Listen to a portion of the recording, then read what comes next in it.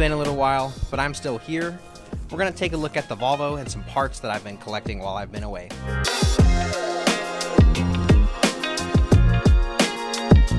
So we have a good assortment of some front suspension refresh pieces, as well as an intermediate shaft and billet cam gear from STS Machining.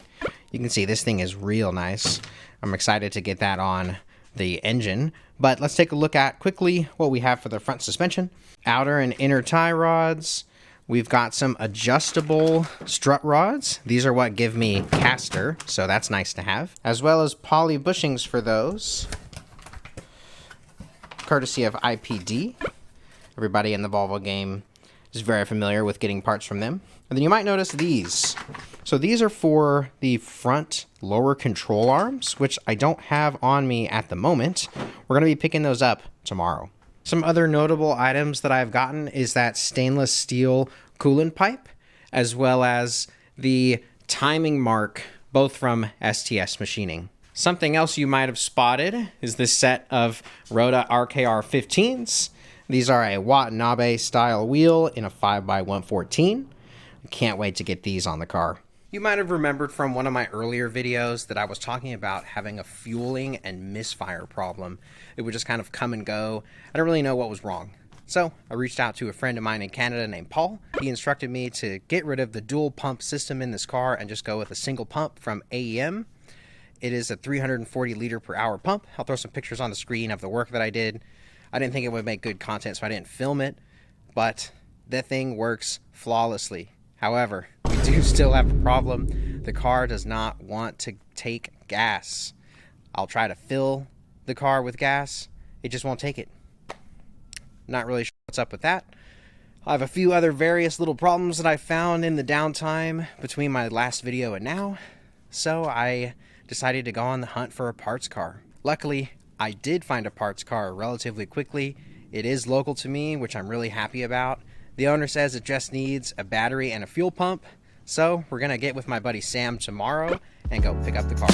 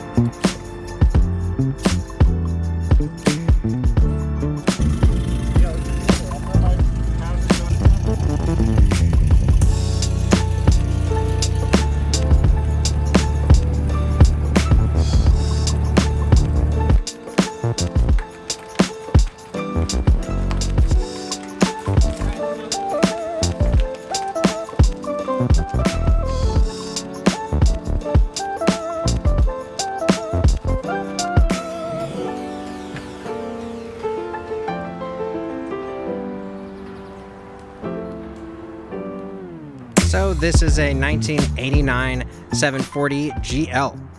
I'm surprised this badge hung on during the tow. It was barely hanging on just right there.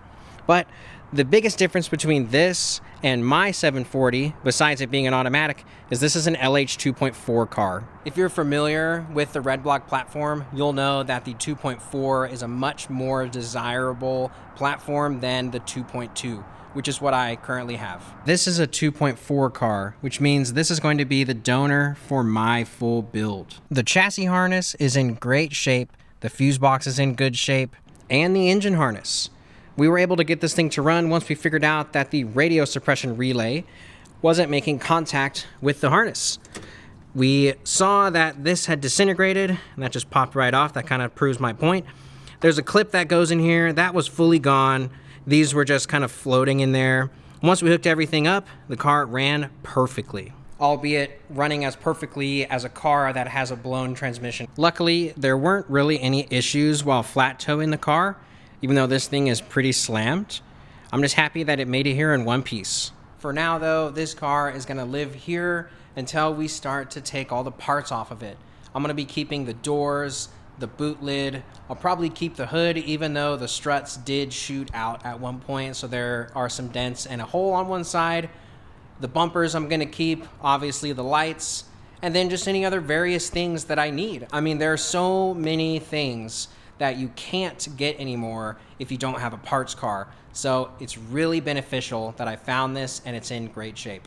Speaking of great shape, Ben from Boostworks was able to finally punch out the old bushings and the old ball joints on these steel front lower control arms.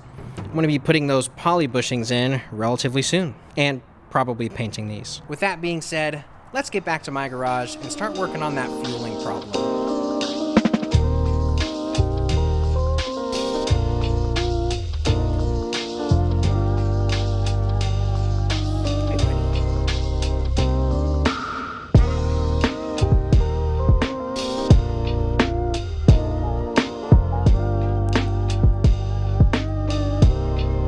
So I was going to tackle those fueling issues, but as you can see, there's a lot of ice on the ground. Now, I live in Texas where it doesn't snow very often, and when it does snow, it ices over.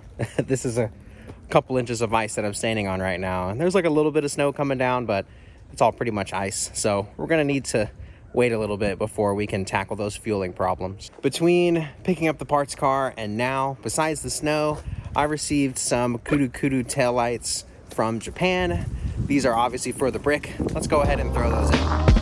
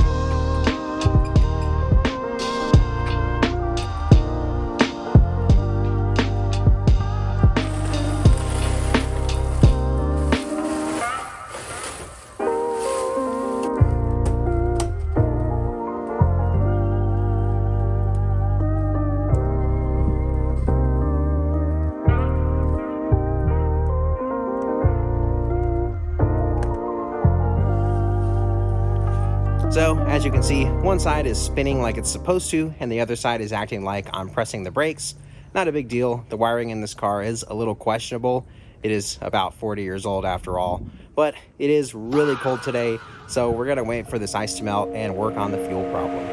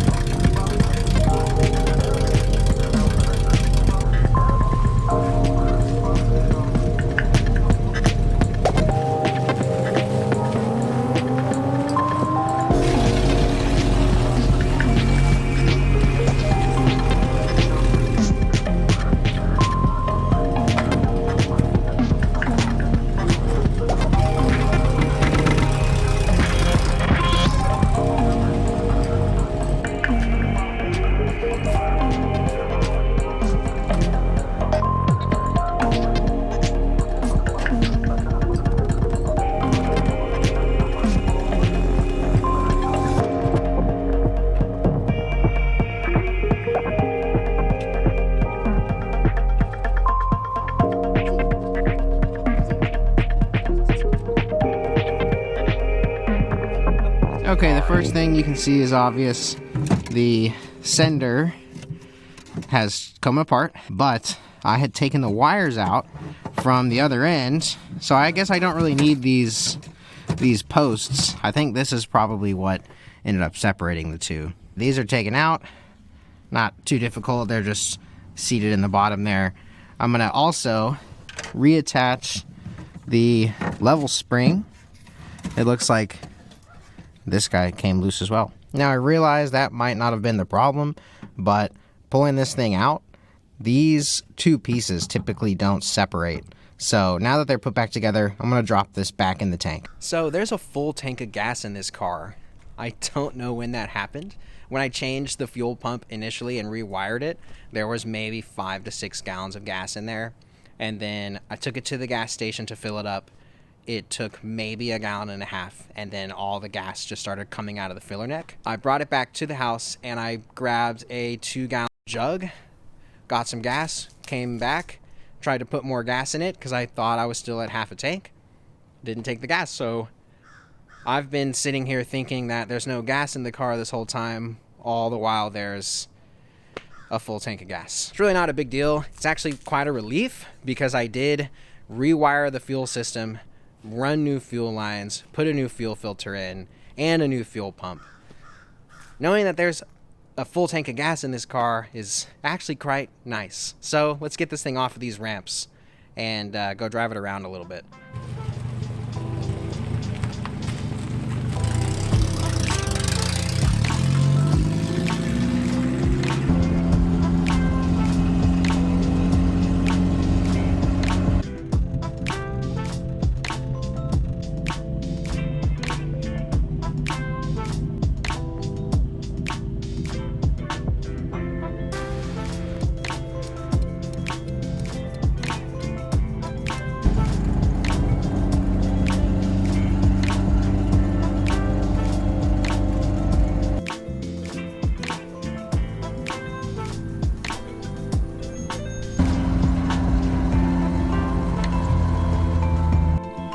I just drove the car around for about half an hour.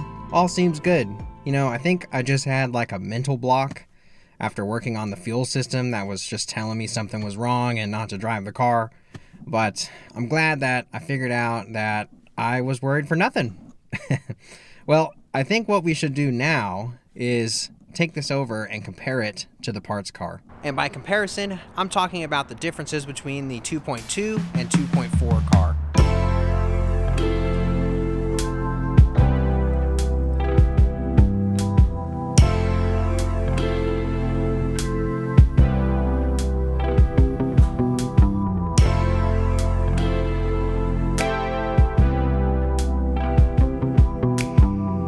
We already talked about this earlier in the video.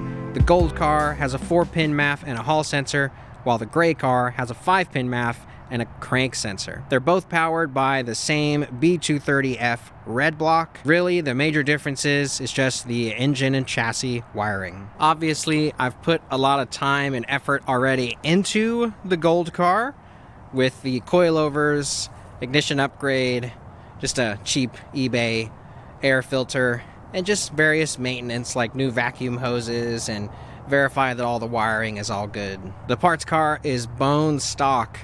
It's an automatic car, but that's not a bother to me. I have another transmission sitting in the garage over there. So this really boils down to one question. Which shell should I use for the green block turbo setup? Now, I will be running a micro squirt harness with everything, so it really doesn't matter which engine harness I have, but having a 2.4 car versus a 2.2 car to start with might make it a little easier. I did know that the chassis harness in the gray car is new, the fuse box is new, so it might be easier, but let me know in the comments. I have a sentimental attachment to the gold car, and I would like to keep that the project build and just cannibalize the gray car, but just let me know what you think. With that being said, I'm going to end this video here. Thank you so much for watching. If you made it all the way to the end, please leave a like on the video. It really does help out. And subscribe if you haven't already. I have a lot of ideas and plans for the car that we decide to put everything in. I've got the front suspension, as you saw. I have some rear suspension parts that are on the way. I also need to finish up the green block that's sitting in my garage. So there is no shortage of content coming soon. Again, thank you so much for watching. See you next time.